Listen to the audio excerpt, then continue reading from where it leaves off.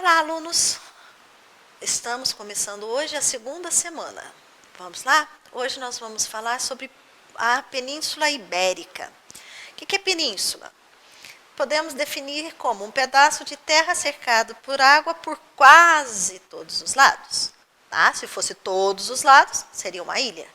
Mas um dos lados do território está ligado ao resto do continente. Se vocês olharem o mapa que vocês têm aí, é exatamente isso. Ó. Temos água por quase todos os lados desse território, apenas um está ligado ao continente. Essa daí é a Península Ibérica. Local, né, região onde nós encontramos Portugal e Espanha. Antes de se tornarem, né, nações unificadas, o que tínhamos nessa região eram vários reinos. Então, nós tínhamos Leão, Castela, Navarra, Aragão, o condado portucalenses, que, né, vai ser chamado mais tarde de Portugal. Então, o que tínhamos aí era esse formato na Península Ibérica.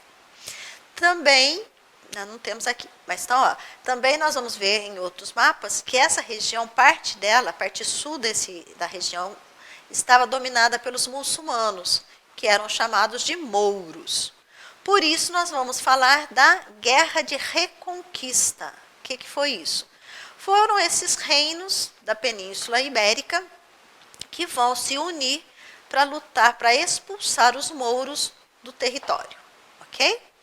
Então, vamos lá. Aí no número 1, né, observando o mapa, nós temos aí a questão. Além da Guerra de Reconquista, quais outros fatores contribuíram para fortalecer o condado portucalense e, posteriormente, o Reino de Portugal? Então, o que tinha em Portugal que fez com que ele fosse o pioneiro? Gente, ele foi o primeiro país a se tornar uma nação unificada. Tá? Por quê? Sua posição geográfica, né? A proximidade ali com o mar, a escola de navegação, né? A escola de avis, na verdade, né? Que existia, então a dinastia Avis, que era muito empreendedora, a participação, o crescimento burguês daquele local. Então, vários fatores, né, vão fazer com que Portugal seja o primeiro país a se unificar e o primeiro país também a se lançar as navegações. Número 2.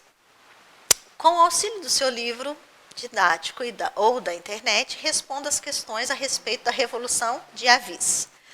Conflito político e bélico ocorrido em 1830, entre 1383 e 1385, que envolveu o Reino de Portugal e o Reino de Castela. Todos aqueles outros reinos vão dar origem à Espanha, tá, moçada?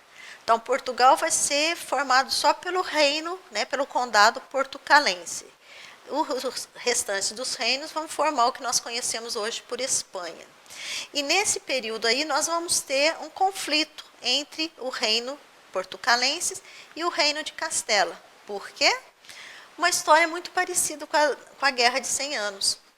O rei de Portugal, né, do condado portucalense, o Dom Fernando I, ele morre. E com a morte de Dom Fernando, eu já estou até respondendo a letra A, tá, gente?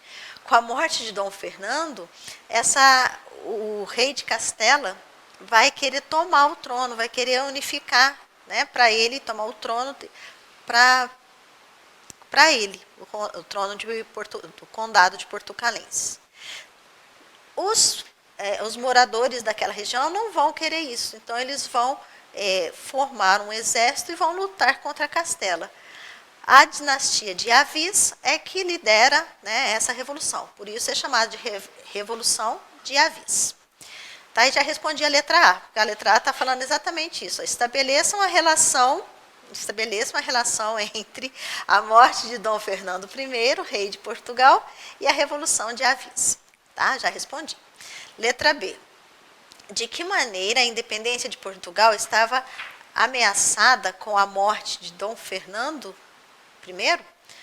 se houvesse anexação de Portugal ao Reino de Castela, ele deixaria de ser, né, a nação que já tinha sido formada. É isso. Letra C. Quais eram os interesses e o posicionamento da nobreza e da burguesia frente a essa questão? Eles apoiaram a Revolução, tá? Porque para eles não era nada interessante voltar a ser parte de um outro reino, né? Eles já tinham a sua independência e já tinham os seus interesses garantidos. Letra D. Quais as consequências da Revolução de Avis? Bom, o fortalecimento de Portugal, né? Bom, vocês vão procurar, tá? A tomada do poder, né? O início da dinastia de Avis no poder de Portugal e por aí vai. Letra E, ainda continuando. A imagem a seguir representa a Batalha de Aljubarrota, embate entre as forças militares dos reinos de Portugal e Castela, ocorrido em agosto de 1385. Descreva quais os principais interesses envolvidos nessa disputa. Voltamos a falar, né? Qual que é o grande interesse?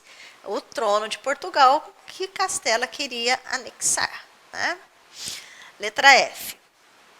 A imagem abaixo representa o casamento de Dom João I com a princesa inglesa Dona Filipa.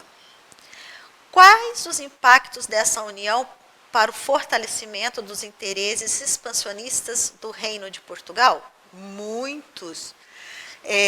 Com a junção, né, ou com o apoio. Os casamentos na antiguidade eles nunca foram por amor, né? Eram por interesses políticos ou econômicos. Então, quando duas nações têm esse tipo de laço, ela se fortalece, até mesmo em relação ao comércio, né? Os produtos que os burgueses portugueses iam comercializar com os ingleses iam trazer muitos lucros. Então, vocês vão ver aí que tem vários interesses envolvidos. Né? Número 3. Logo após sua formação, o Estado português adotou uma política expansionista muito forte e saiu na frente em relação ao estabelecimento de rotas marítimas para a África, Ásia e mais tarde para a América. Levando em consideração todos os aprendizados adquiridos e observando o mapa abaixo, liste 4 motivos que tenham impulsionado Portugal a ser o primeiro estado centralizado da Europa a se lançar às grandes navegações. Nós já falamos disso até no vídeo anterior, na apostila anterior, né, gente? Portugal foi o primeiro país a se tornar a se lançar às navegações. O que favoreceu? Sua posição geográfica, o dinheiro, né, disponibilizado pela burguesia que montavam essas expedições e outros, né, a centralização do poder nas mãos do rei, também que tinha interesse em acumular mais riquezas, metais preciosos. Então, pesquisem e vejam os vídeos anteriores e completem essa questão, ok? Terminamos aqui. Semana que vem estamos de volta. Até mais!